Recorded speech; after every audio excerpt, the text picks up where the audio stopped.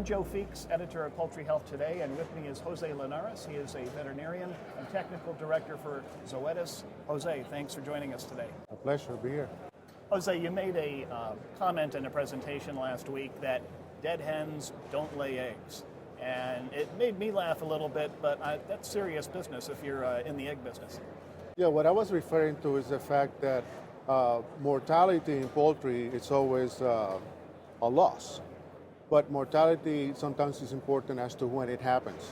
And in the case of table egg layers or broiler breeders, your product is that egg. And of course, you need living hens to produce those eggs. And it's very critical when the mortality happens, because what happens with these long-lived birds is that we grow them, we feed them for a long period of time, and you are not the producer, our customer will not recoup their investment until those hens start laying their eggs. Mm-hmm. So if they die before you get your product, then it's a real total loss. And if it happens after you have fed them for a long time, the biggest input cost in poultry production is feed. So again, it's very critical. We care about mortality whenever it happens as veterinarians, but from the production perspective, when it happens, it's also very important. Now, obviously there are a lot of diseases of layers, but you've focused a lot of your time and efforts lately on E. coli. Why is that? Well, Coli bacillosis, the disease caused by E. coli, it's been the blight of the poultry industry or poultry production for, I would say, time immemorial, since we had an industry, because it's a bacterium that it's always there. It's in the environment, it's in the birds, and some of these bacteria are capable of causing disease. And we had an argument for a long time, well, is E. coli a primary or secondary infection? And the fact is that in the past, many of the infections will happen after a precursor respiratory disease. And then the birds will die as a complication with E. coli. But increasingly, we're seeing E. coli as a primary pathogen. This is to increase virulence of this bacterium and also antimicrobial resistance. Hence, we're seeing pure E. coli infections. Either primary or secondary infections are capable of causing mortality, of killing the birds. So we care a whole lot about this disease. Tell me how the E. coli bacterium has changed over the last 5 or 10 years. What we have seen with the E. coli, it's what we call increased pathogenicity. And now we do have designators, a name for what we call avian pathogenic E. coli. These are bacteria that have the ability to cause extraintestinal infections. So we have avian fecal E. coli. These are commensal. They're part of the natural flora of the birds. But then we have avian pathogenic E. coli. This one have the capability of leaving the intestine and colonizing other tissues, hence causing organ failure, septicemia, and the end result is mortality.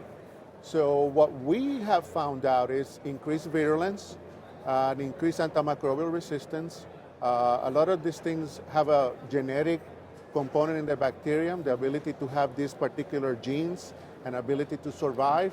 And under pressure, the bacterium has done what any organism will do to survive. It increases its capacity to survive, whether it's environmental survival, survival in the bird, fighting the immune system, surviving the immune attack, or resisting the treatments that we try to use to eliminate the organism. So E. coli has been doing this for a long time, but most recently, we understand better the mechanisms, and we are also seeing the increase in the number of these virulence genes in the E. coli that are capable of making the bird sick or kill them.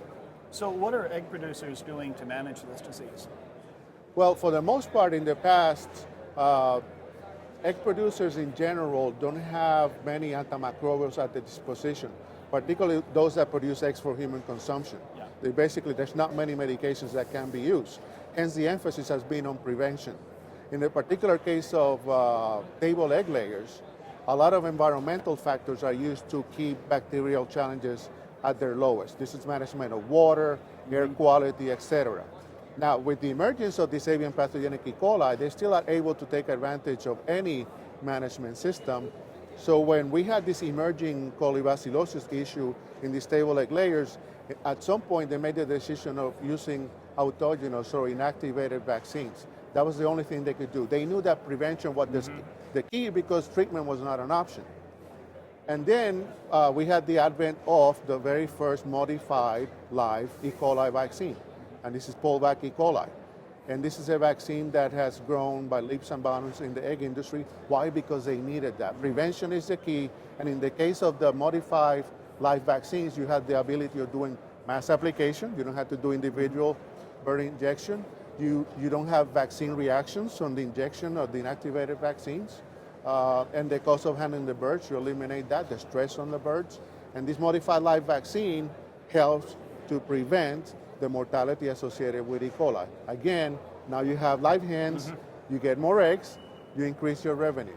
So it's an easy math for the producer, and that's why we have high market penetration in the table egg production with this modified live vaccine. Now, and you emphasize table eggs, but I'm imagining that broiler breeder operations could And that is use correct. this vaccine as well. So the first implementers were the table egg industry because they saw immediately the impact that it had on their birds and on their return on investment. And then going in that tradition, these are long-lived birds, take a long time to grow and bring them into production.